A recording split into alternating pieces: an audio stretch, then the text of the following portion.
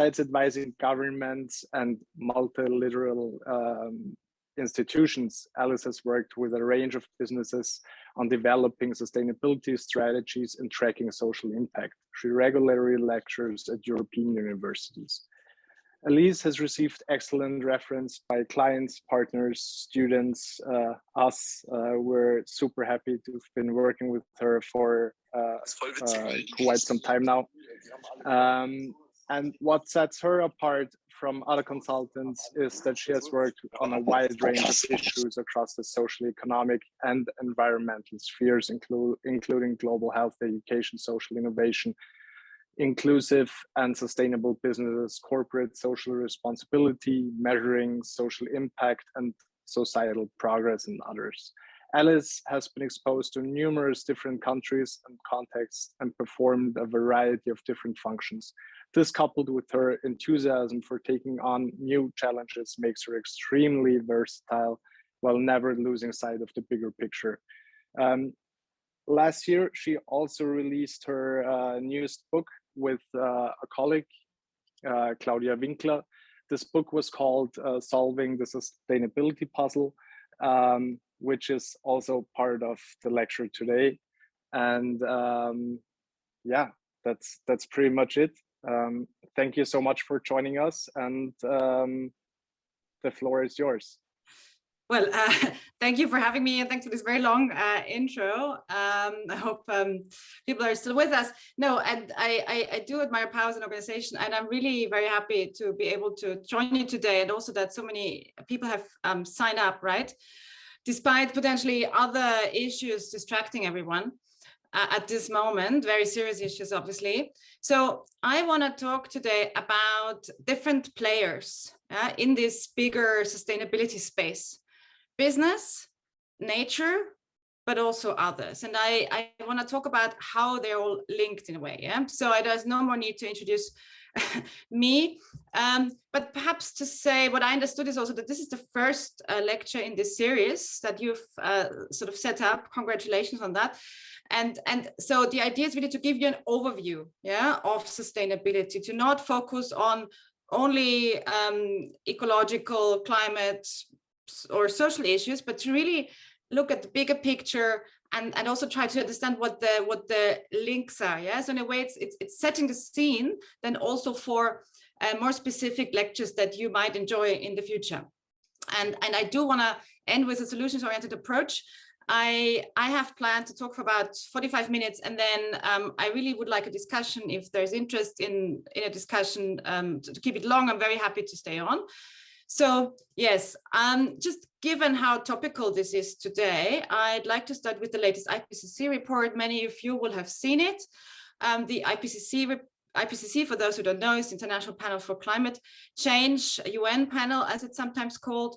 And it's basically quite a fascinating group/process that brings together the best scientists of the world, all of whom, by the way, are doing this on a voluntary basis, as well as governments. Yeah, so it's a hugely scientific effort, but it's also an effort that ensures that the findings are actually well carried, supported by governments, and that makes it very special. This also means, of course, that what it comes up with is quite conservative.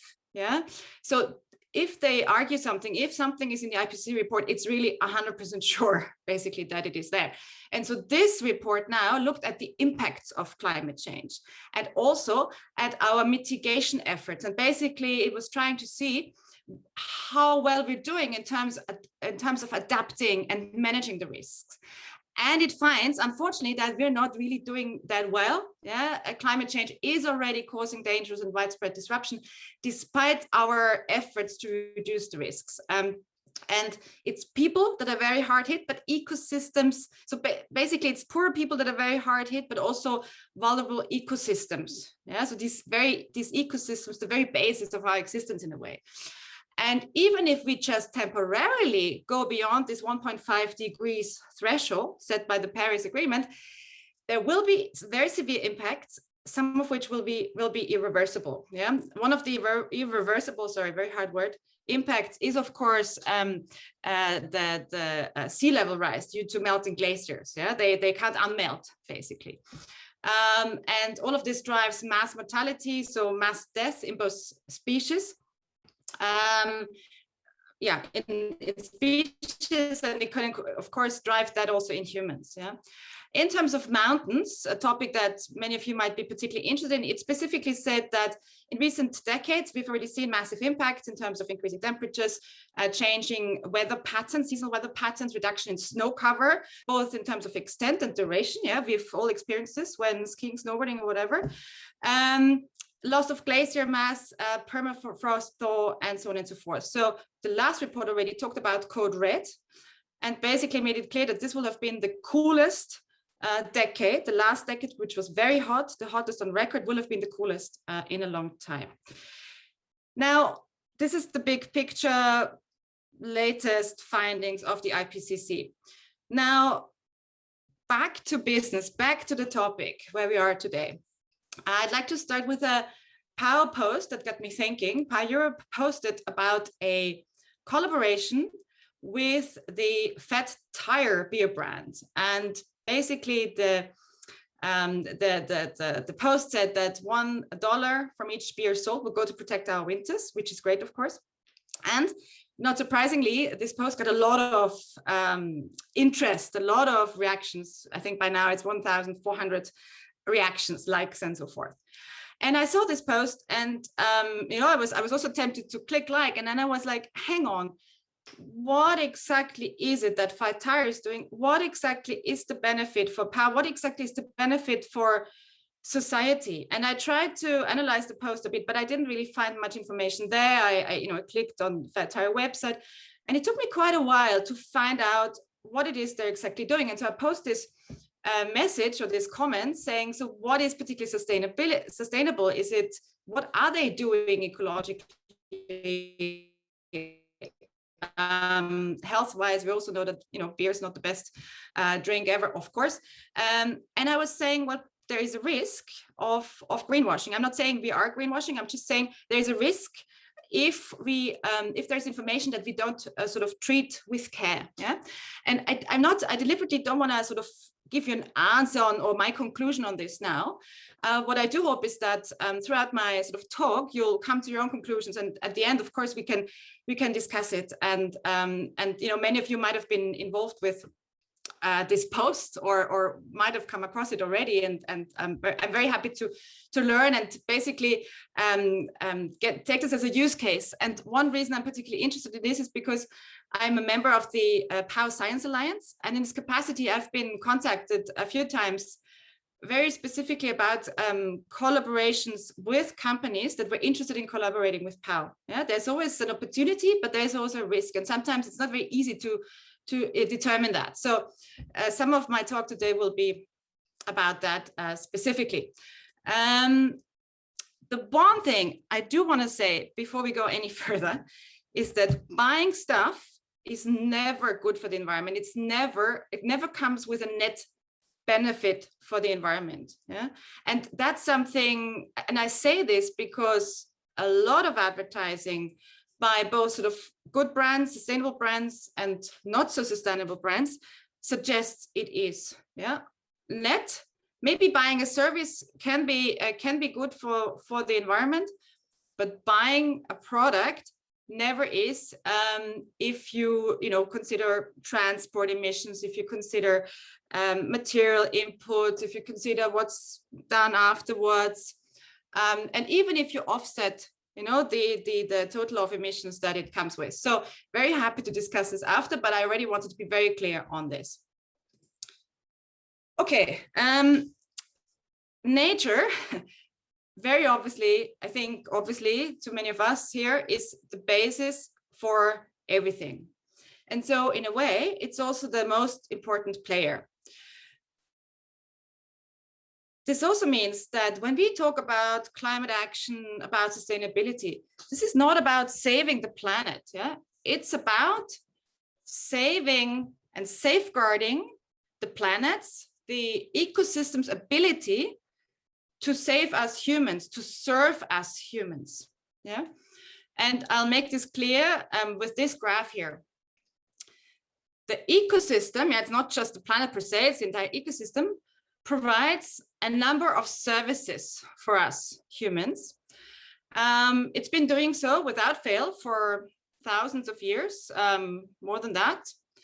And there are three types of services. There are the provisioning services, so it provides food, water, medicine, energy, fibers, all of which we depend on in our daily lives, but all of which also businesses depend on, which is why I think they actually wake up once you start talking about services. Yeah, this is language many of the business people that I've worked with basically told me resonates with them, and that's why I like using it here in this context.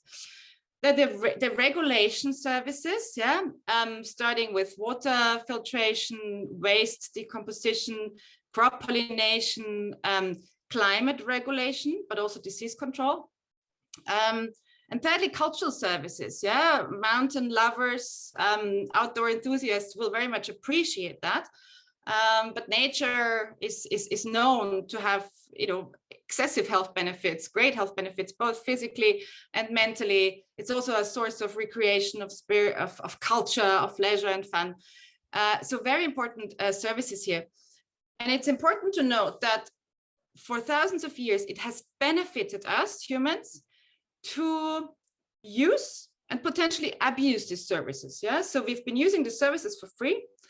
And this has made us healthier, richer, living longer, etc. But we're now at a point where it doesn't do that anymore. Yeah, this would have been different 100, 200 years ago, but now it's not doing that anymore. So for example, we have made it more difficult for the planet to provide the service of climate regulation, simply because we are pumping too many emissions into the atmosphere.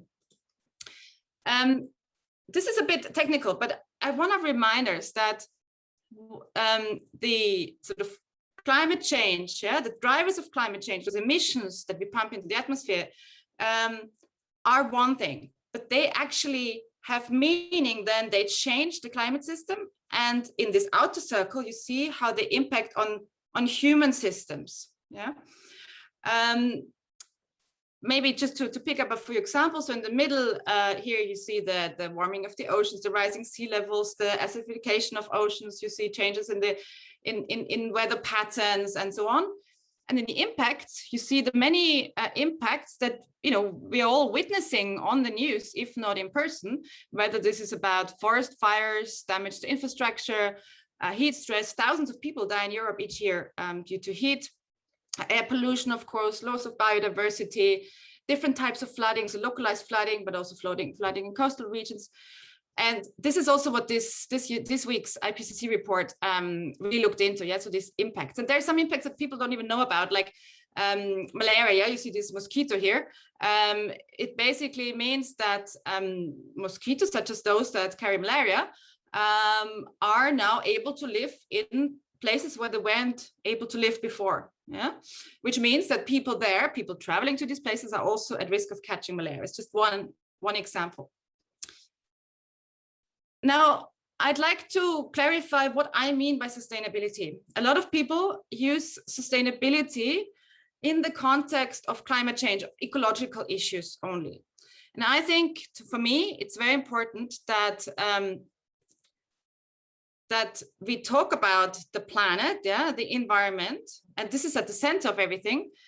But for me, sustainability is also about people. On the one hand, because of the effects I've just shown, yeah, the environmental destruction effects on people, but also because things like diversity, peace, social justice, all of that is also sustainability. And sometimes the two are closely related and in harmony, so to speak.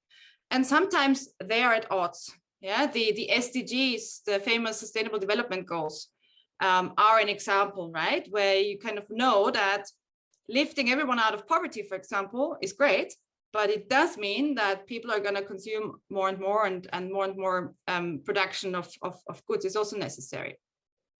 And the profit, yeah, is the word profit is perhaps not the nicest one, but it just belongs in this triple P, PPP, triple bottom line typology, which is often used to define sustainability. And in the end, a profit stands for the economy. And in the end, we all need jobs. We all need an income in order to thrive and survive. So for me, this is also an important part of sustainability. These three pillars, you can now, arrange them in different ways. And traditionally, the way it's been arranged is this Mickey Mouse model. Yeah, so we've had this economy, the profit P in the middle, with social and environmental issues really just, the ears of Mickey Mouse, not really at the center. And I think now there's a broader recognition that this needs to change. And that, as I've said before, the economy, but also society really depends on nature, depends on the ecosystem. And of course, then it matters how a society or how societies deal with all of that. Yeah, societies are different. Indigenous societies have been doing great in managing sort of people and the environment in harmony. A lot of societies are not doing well, and societies that right now insist on war and on killing people clearly aren't, and they're also not the ones that would prioritize, say, climate action. Yeah. Now, this interconnected nature of people, planet, profits is something that a lot of people have, sort of heard and maybe even understood intellectually, but they don't really feel it yet. So like this guy here on top of the House of Cards who goes like, well, why should I care about the extinction of species? Well, because you really depend on it. But I think this is something that, in your activism, in your work, would be really helpful to pick up more. And it also comes with a positive message, because it comes with the co-benefits of taking climate action, for example, stressing the multi-solving potential of climate action. Yeah. And another image I like to use, the famous Jenga game. Yeah, we all know this wooden block that, where you pull out or sort of push out little pieces and you put them on top and you build this tower, and the tower becomes higher and higher and more wobbly. And you know that at some point it's gonna crash, but you don't know when, and you just hope that it's not gonna crash when it's your turn. With sort of in real life, if you sort of draw the analogy with biodiversity, it's quite similar. The big difference, of course, being that that in Jenga, one person loses, and in real world games, everyone loses. Yeah? And this is just to emphasize, because we hear, with POW and mountains are very important. I mean, talking about biodiversity, which of course relate to climate change. I mean, half of the world's biodiversity hotspots are in mountain regions. Yeah, and so mountains play a huge role. Very, it also in this service provision that I mentioned, right? They provide food, medicine, climate, water, soil, air quality regulation, etc. Before I come to the next section, so to speak, I just like to make it very clear: in a globally connected world, there are no externalities. Yeah, there's no way. So when we throw something away, it doesn't go away. It still sort of, stays with us somehow, whether it comes back through, tire abrasion, microplastics in the ocean and in our food chain, whether it pollutes the air elsewhere and it comes back to us. There aren't any externalities. Yeah, we are responsible for it. We only have this one planet. Now, businesses. In workshops, when there's more time, I often like this discussion about businesses, whether they're a problem or rather the solution. And of course, it depends a bit on who you ask. What I think is very important to emphasize is that businesses are enormously powerful. Businesses are huge, and the size of businesses just has grown very strongly in recent years and decades. On the left-hand side here, you see the largest businesses or brands by continent. And you won't be surprised that you have the Amazon, the Alphabet, Google, Microsoft, Facebook, Apple there, for example. In North America, in Europe, it's more like biotech, food and drink companies. In Asia, we have Saudi Aramco. That's by some measures actually the largest company in the world, a oil company, of course, and many others. And on the right-hand side of this graph, you see a ranking of the world's top 100 largest economic entities. And what this allows you to do is basically compare what otherwise would be apples and pears. It allows you to compare businesses with governments, nation states. It uses revenue for businesses, and it uses GDP for countries. And what we're seeing is that the largest economic entities still are countries like the US, China, Japan, Germany, France, etc. But from rank 10 onwards, we see lots of companies. And don't get sort of hung up now on the exact order, right? Because this changes every year. This is from 2017. Now, at the moment, you'd have oil companies, of course, much higher up, tech companies also higher up. But the point is here that 70% of the world's largest economic entities are companies. And the reason I show this is because it also puts into question the power of another player, namely governments and the regulation. Businesses often tell me, well, you know, we need more regulation. Yes, we're happy to do something, but you know, it's the government's job to do this or that. But of course, they're so huge, the businesses. Some businesses have, you know, more employees than entire countries have population numbers. Economic power is huge.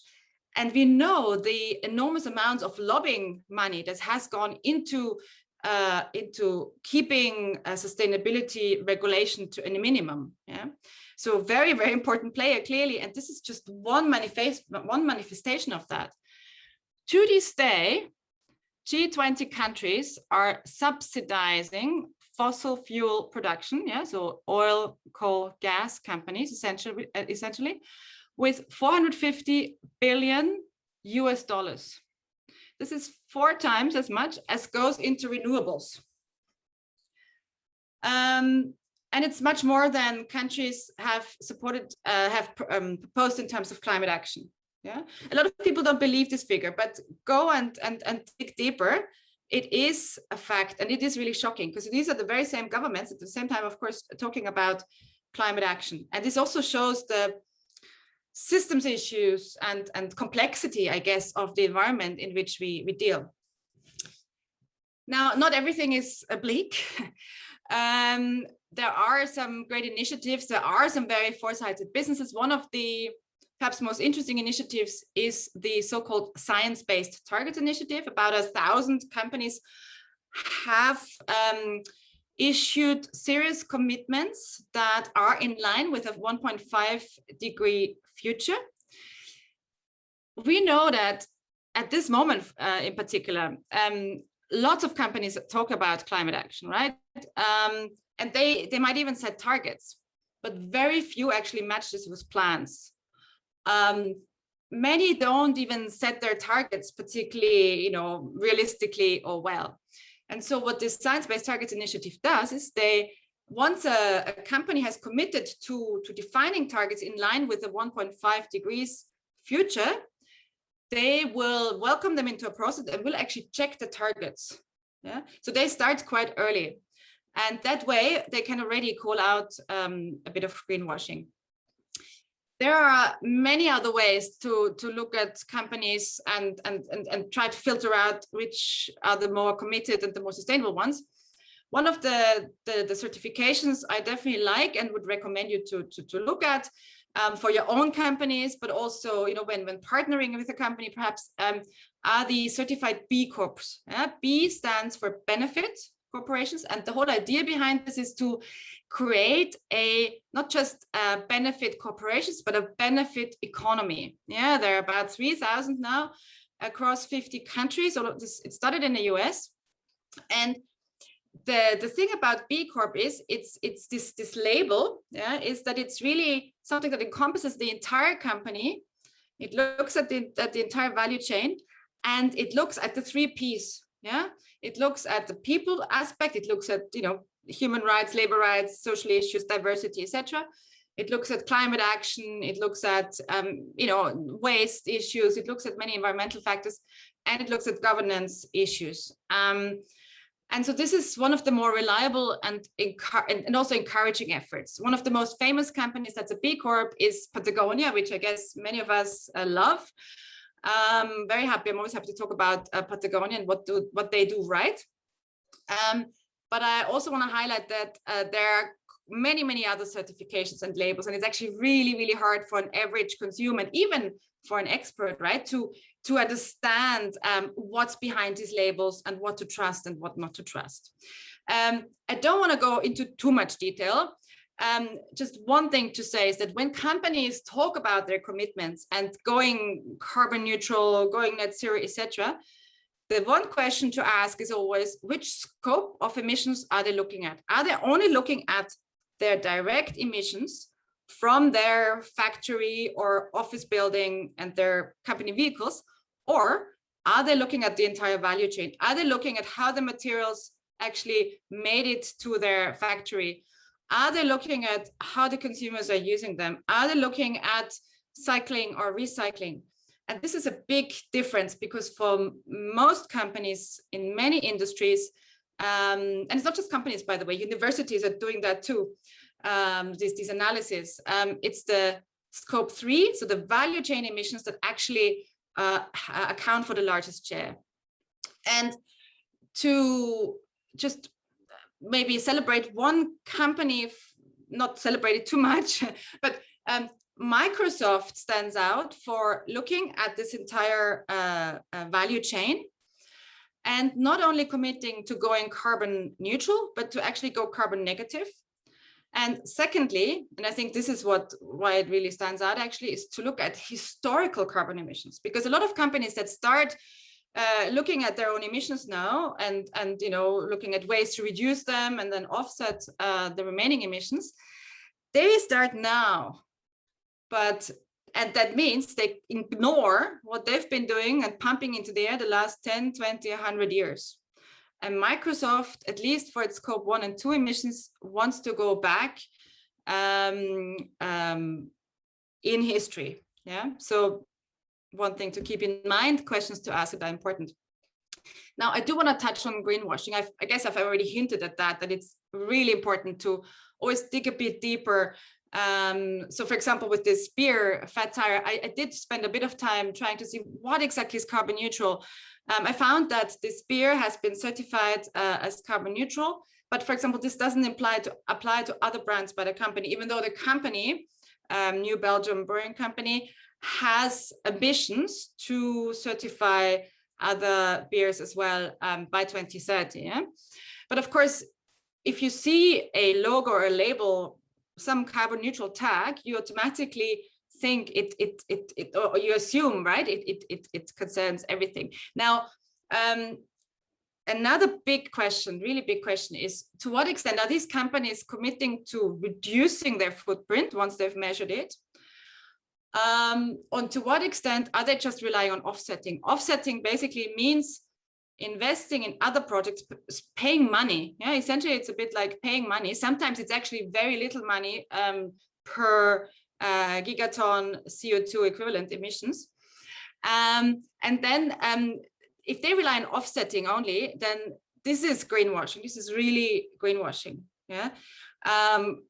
Companies that are serious about this really need to work on their reductions and then just offset what the remaining emissions, and even in the offsets, they need to be very clear about which projects they invest in. Yeah, this has become a market, of course.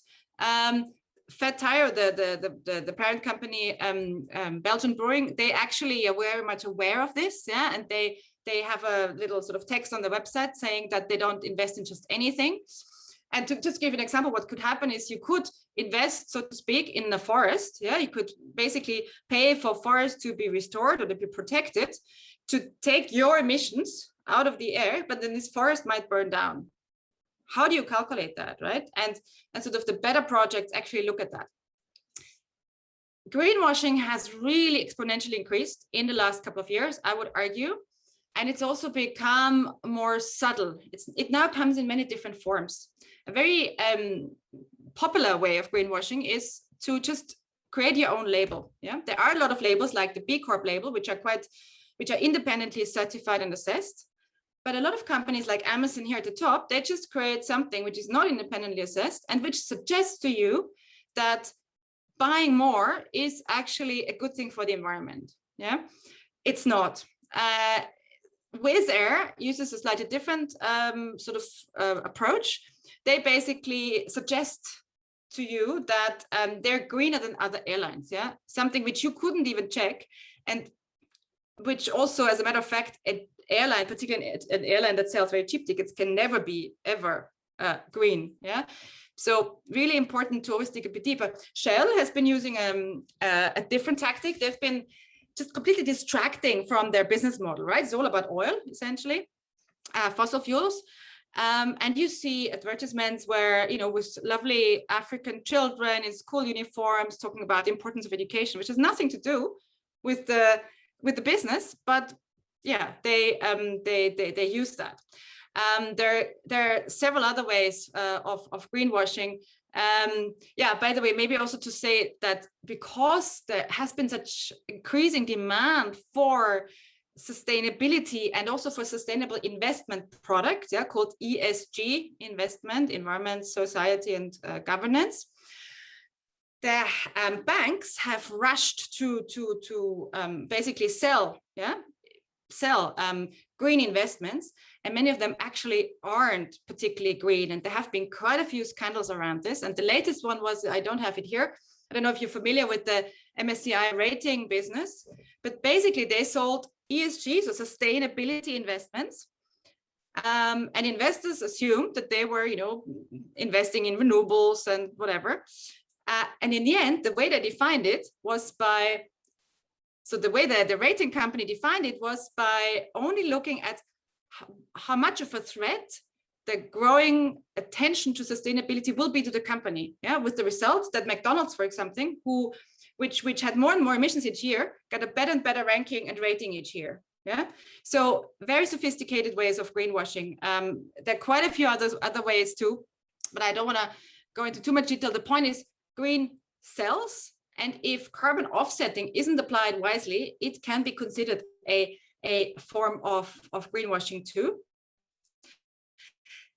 And greenwashing, of course, want to do good, but of course it also harms the company, because these days with social media, with growing awareness, more and more institutions that really dig deeper, it becomes clear that this can have quite a reputational backlash on a company. Maybe one of the worst cases was the Volkswagen story, but there are others too. There are watchdogs now looking into that. Yeah, maybe then just to say, the term woke washing is one that maybe not everyone has heard. This is kind of social washing. So this means so greenwashing means companies pretending to be greener, more sustainable than they are, or pretending to be sustainable and interested in climate action, etc., when they are not, in the worst case. And woke washing is sort of the social equivalent. So it's when companies pretend to be particularly diverse, inclusive, Me Too, engaged, etc. Yeah, that's woke washing. Okay, so we've looked at nature, the biggest player of all. We've looked at businesses, the economy, and now we're looking at the many other players there are, but only in a nutshell, obviously. Maybe one thing to put here right up front is that all major players are committed to net zero. Well, not all, but 88% of emissions are covered, 90% of GDP are covered. So that's a good thing. It's not just countries, it's companies, it's cities, etc. But very few, if you do the test and you look at what's behind those commitments, you find that actually there aren't plans. Yeah. Well, speaking today, I just had to put this here because we talk about governments not fulfilling their commitments, and many of them in a way are good democratic governments. They're governments that actually want to do something, but that find it hard because of business influence, because of poverty in their countries for many reasons. So now imagine if more and more autocrats, dictators like this man here come to power or remain in power, right? I mean, I don't want to be too negative or too pessimistic, but I think this was one of the first, besides all the civilian casualties, one of the first things that got me thinking, what will happen to sustainability? Yeah, and this is an image that I think some of you will have seen already. The Olympic Games, I mean, China, this represents the play of China. It also represents perhaps the commercial sports, commercial sponsors, yeah. This doesn't look like sort of winter sports, mountaineering, the way we actually love, right? I mean, this is an apocalyptic picture. When I first saw it, I thought it had been photoshopped, but apparently it hasn't. So if this is sports, if this is leisure, if this is how we relate with nature, I'm not sure what our future is with certain players. But of course, there are these good people that talk about this well. And then the whole migration issue, yeah, an important group of players that will become more and more. We know that climate change is now a big reason for migration. This image is from the Venice Biennale 2 years ago.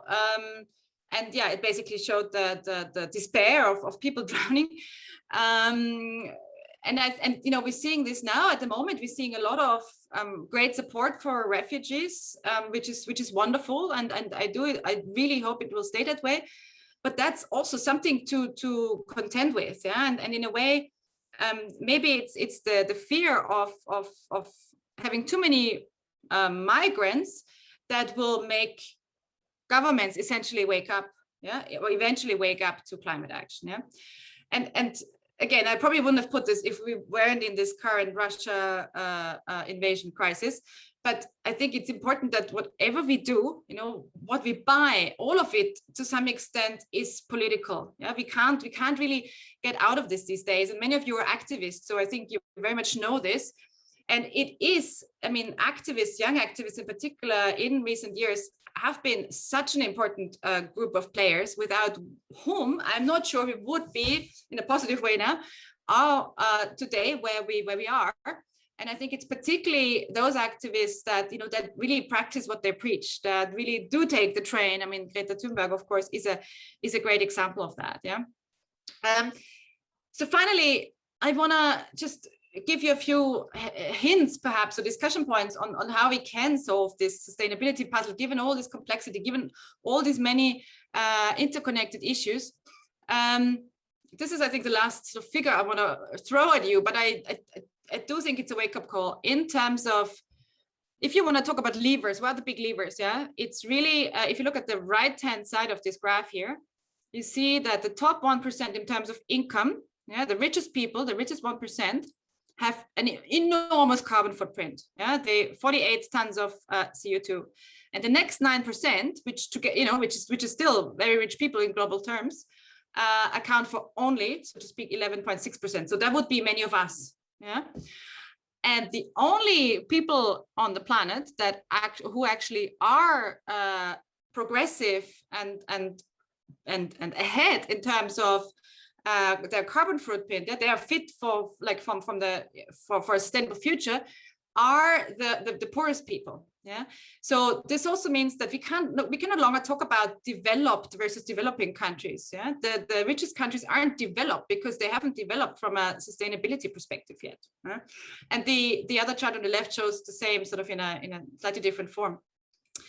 One of the things that I think will help us get more action is to come with economic arguments. I'm not saying that human arguments, ethical arguments are wrong, not at all, right? For a lot of people, appealing to their heart works, but many people will only decide on numbers. At the moment you start calculating all these costs that you have, for example, because of so-called natural disasters, which of course, many of which of course are human-made or human influenced, if you count that and if you internalize those costs, yeah, the equation will really start looking differently. If you stop or when you stop subsidizing fossil fuels and actually costing things at what they are, and that might actually mean high energy prices, I think we will see some movement. Yeah? And this also means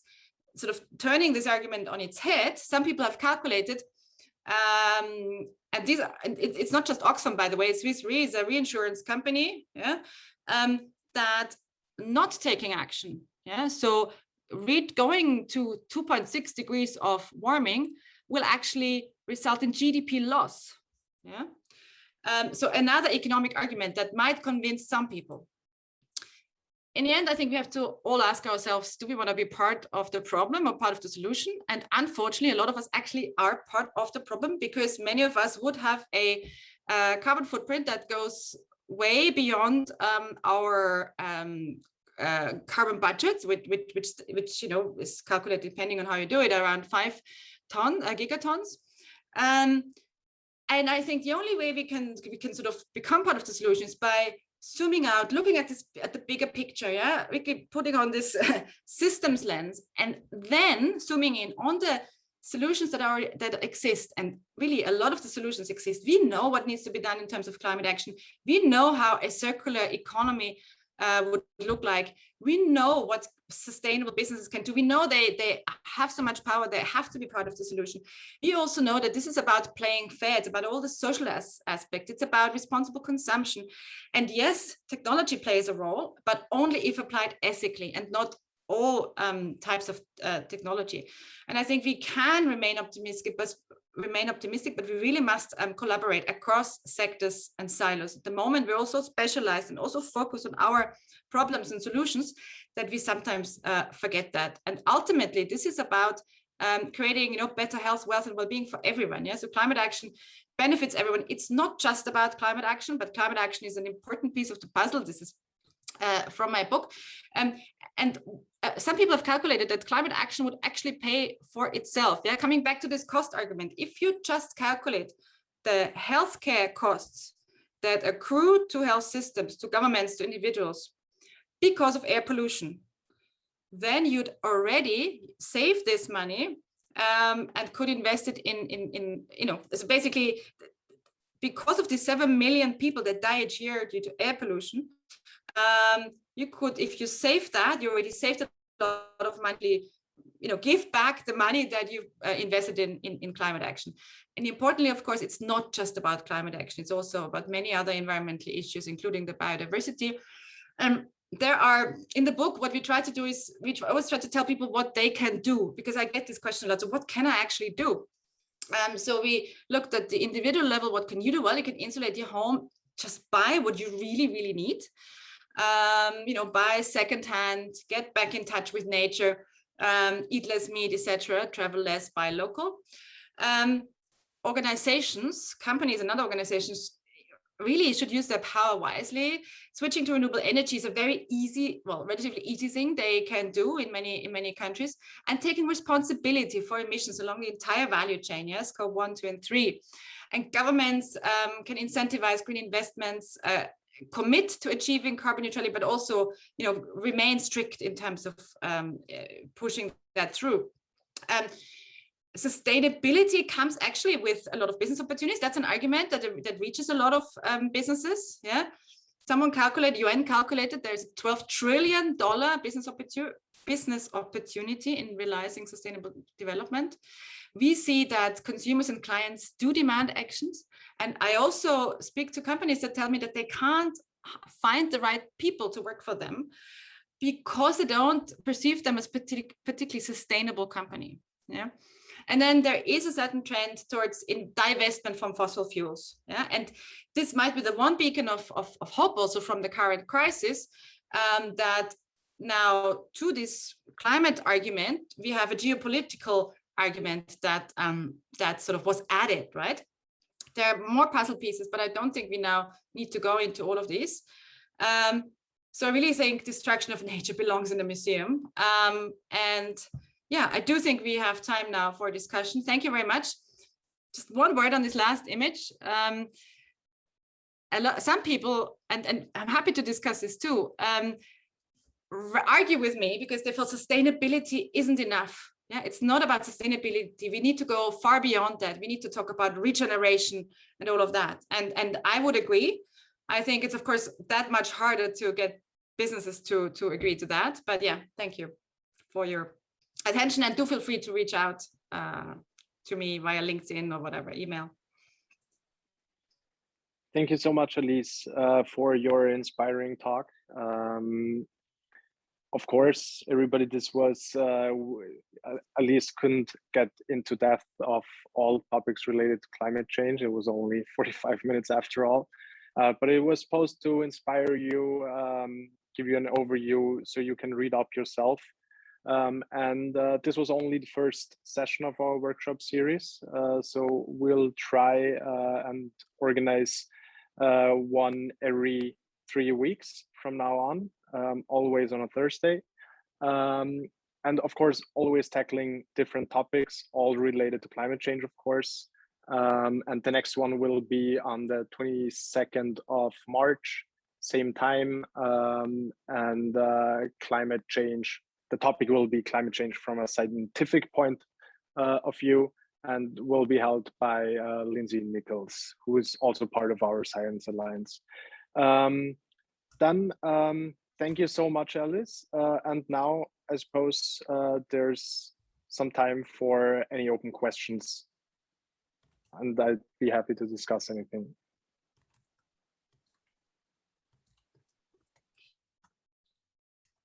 Yeah, no, I'm very happy for anything. There's no stupid questions. I also put into the chat a link to a Menti survey in case you want to ask something a bit more anonymously.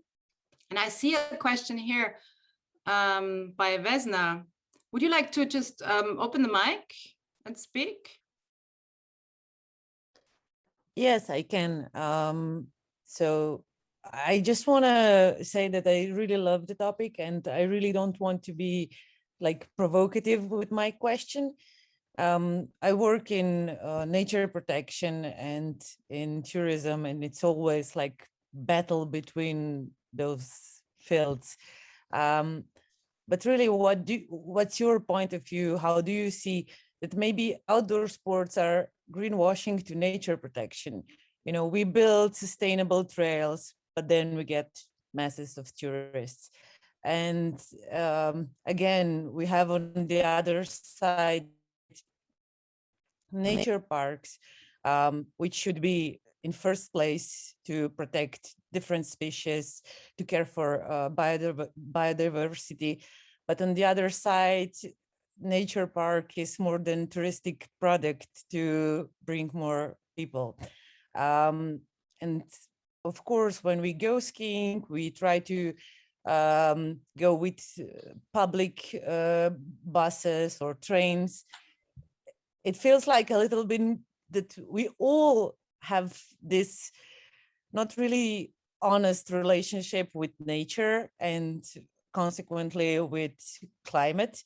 I really don't want to be like provocative, but just, you know, it's everybody has a little bit of greenwashing in our habits. Yeah, no, I think very good question.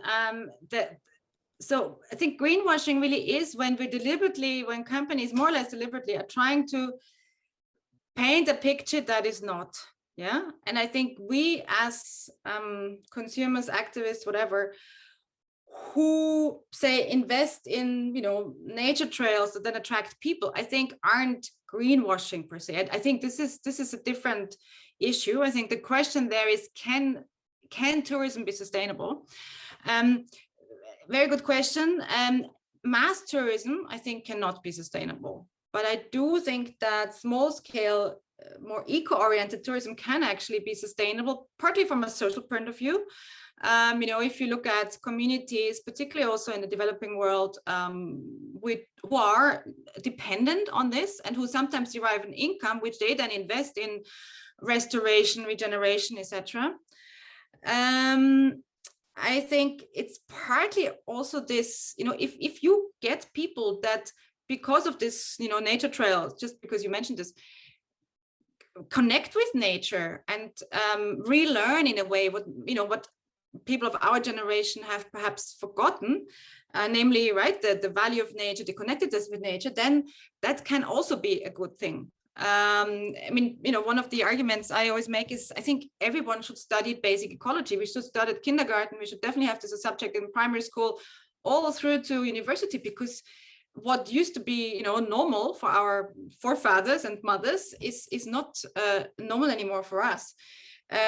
So I think mass tourism, no, cannot be sustainable. And yes, there is a lot of greenwashing, but tourism, I mean, traveling around the world, slow travel, I do think that there's a justification for that, and I wouldn't necessarily call it greenwashing. At the same time, of course, there is greenwashing, right, by tourist companies. Yeah.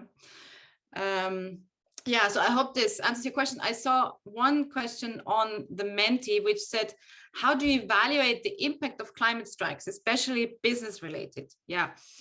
That's really not an easy one. I don't know who came up with it, but I must say that I was for a while working with the Extinction Rebellion on exactly that issue, on measuring their impact. I mean, I don't want to start now a lecture on impact measurement because that's perhaps a special interest, but there are, so impact per se is always very difficult to assess, right? But there are things that you can measure before. Sometimes we call this outputs or outcomes.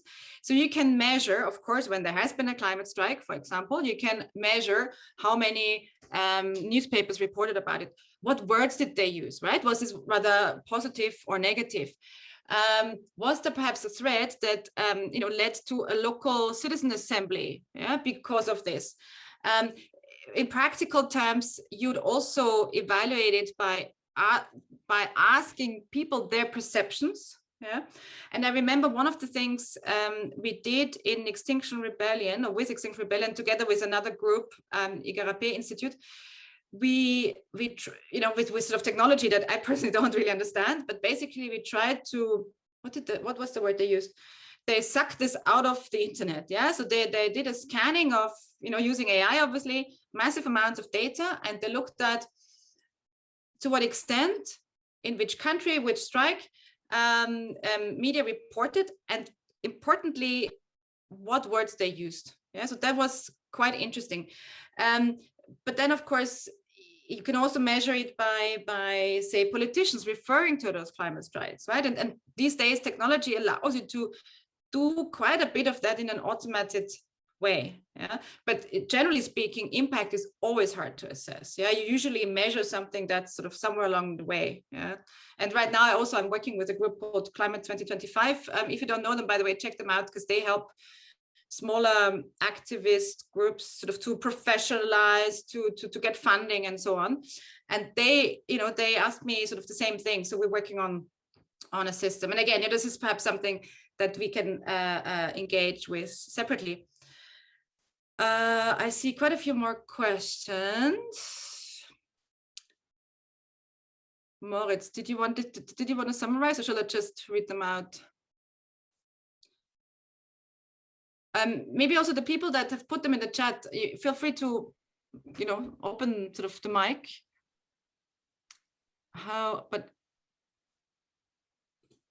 Yeah, I think one important question that I myself had as well was, how do you see capitalism working in this day of age? And can capitalism exist in a sustainable world? If not, what could be the options, and how realistic is it that the whole economic world basically changes their system that has existed for, I don't know, the last 60, 70 years? Yeah, no, hugely important questions, huge question. I mean, I'm not an economist. I have some opinions on this. So I think it really depends on how you define capitalism, right? Obviously, there's a lot wrong with capitalism, of, you know, with rich people getting even richer, bad people also, if you want to make the judgment, being able to enrich themselves on the back of poor people. But we shouldn't forget that capitalism, yeah, if we want to call it that, has also allowed us to achieve levels of health, of poverty reduction, and all of that in recent decades, which we were which we didn't think were possible before, right? A couple of hundred years ago, also in Europe, it was normal that, you know, half your children were dying, and this is still a reality in some poorer parts of Africa, but it's not a reality here anymore, for example. Yeah. So what I'm saying is, it's very hard to come with a blanket judgment. I think in terms of growth, I mean, I'm all for different forms of growth, whether we call it degrowth or green growth. I know there are differences. I think we do need a fundamental change of our economies, including of, you know, by internalizing these externalities that I mentioned before, by pricing things according to what they actually cost to society, yeah, including the environment, which we all depend on, which means essentially that things should become much more expensive for companies. And of course, we need to make sure that that people aren't lost in the process. And I think, in principle, in some, you know, capitalist systems, sort of, you know, social market systems, that can work. Yeah, so I'm not too concerned about the name itself, but I do think we need a fundamental rethink. Yeah, and the question is, will we get there before you know, we see climate collapse, or will it happen before that? Yeah. Okay. How do we protect ourselves from greenwashing? How do we incentivize consumers to take the responsibility in truly trying to shop as ethically as possible? Well, I think there are some companies that, because of the very business model they have, they contribute, let's say, to a circular future. Yeah. You know, various sharing platforms, various platforms where you can sell or buy secondhand goods. That itself, I think, is you know, that's pretty sustainable. A lot of sort of climate tech companies are in the good business, so to speak, in a sustainable business. Yeah, their business models reflect that. There are others, like, to take an example, sustainability, you just know that, yes, they may be doing something, but still, as a company, they can't be sustainable. Now, how can we incentivize consumers? Well, education does work. I think much more regulation. I mean, this starts to happen. Particularly, I mean, I didn't talk about the player European Union, but I actually work a lot with them. And you know, the EU taxonomy that's coming out now, which basically that's a measure against greenwashing, because it defines what companies can sell, so to speak, as green and climate friendly. Yeah, and this is not binding on companies, but it does, depending on how big the companies, does sort of make companies report on these issues, and then is thought of an orientation for investors. Yeah, so basically the idea is that the big money then goes into those that really actually are a bit more sustainable. Yeah, so it makes greenwashing harder. There is also a directive now coming up in terms of supply chains. Yeah, so that goes more into the consumer facing kind of business as well. I mean, I also really want to laud companies like Patagonia that encourage you, that ask you twice, like, do you really want to buy this? Why don't you buy something secondhand? If you have a Patagonia product and you are you don't want to, you don't need it anymore, why don't you bring it back? We give you money for it. So this is quite authentic circularity. I've actually heard about a few other companies doing that. There was one, I think it's a clothes company, I saw it even this morning, saying you can only buy 10 items from us per year. In the end, this is of course, this is marketing, because what keeps you from buying stuff elsewhere?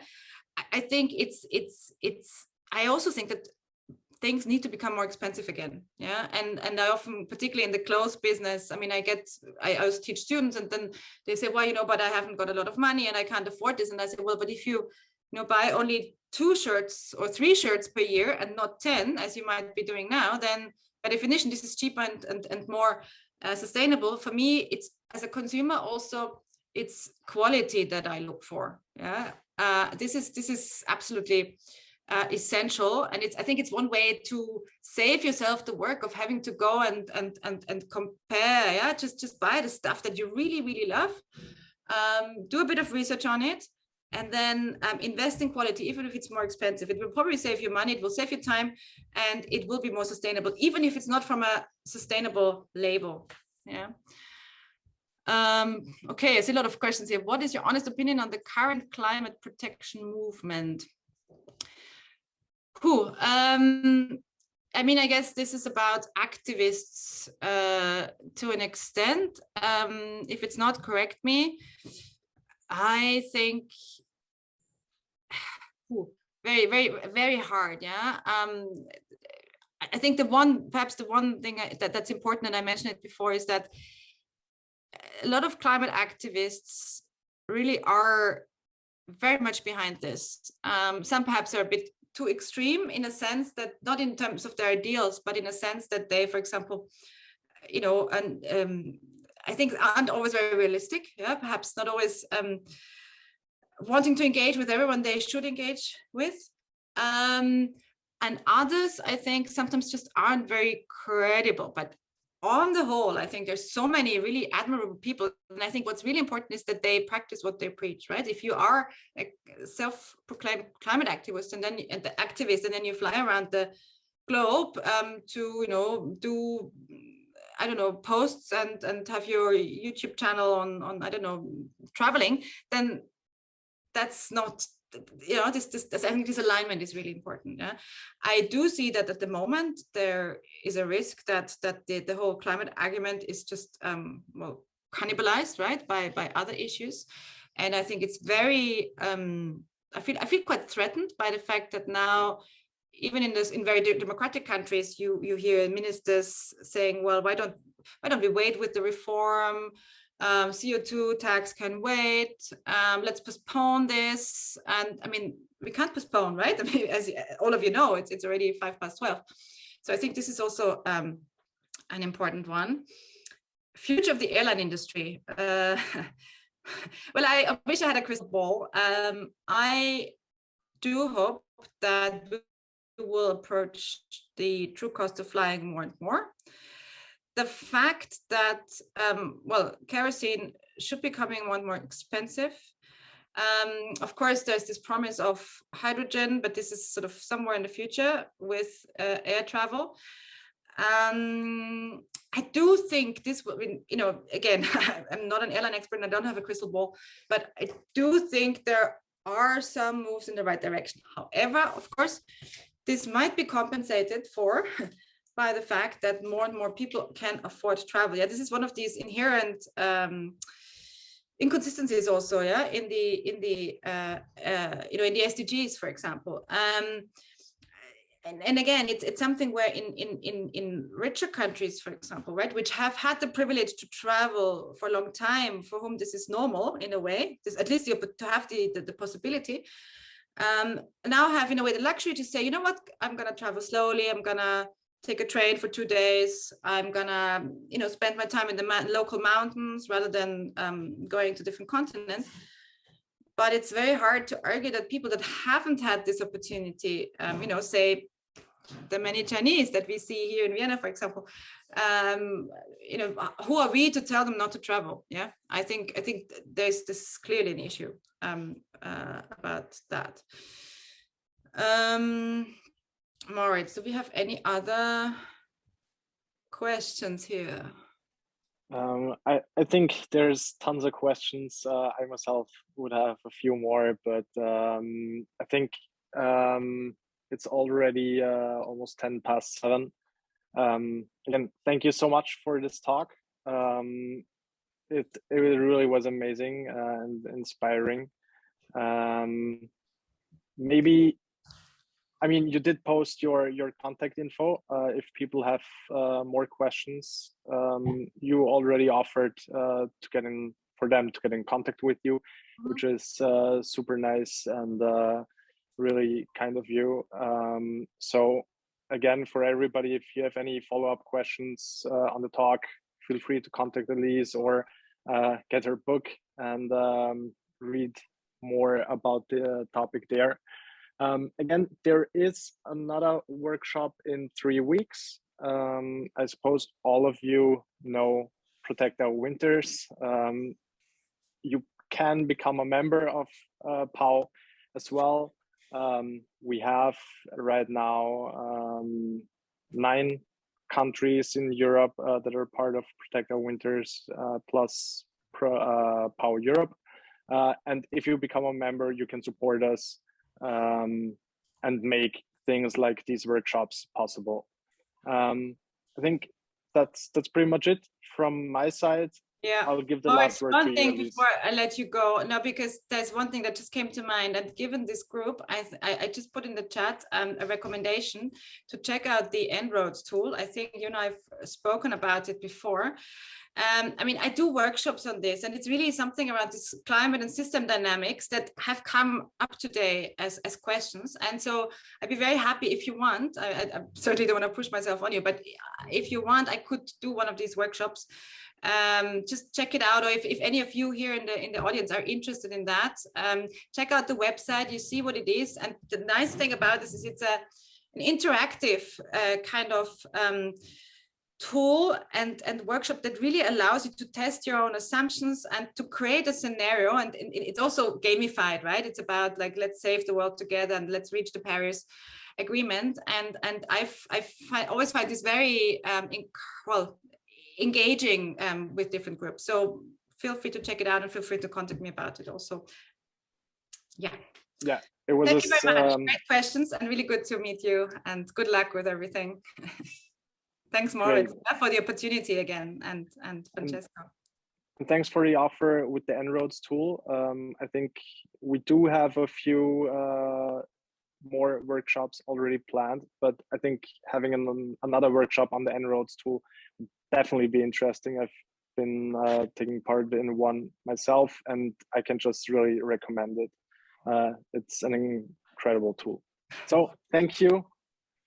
Thank you. Have a great evening. Have a good night, everybody. Bye. Bye-bye.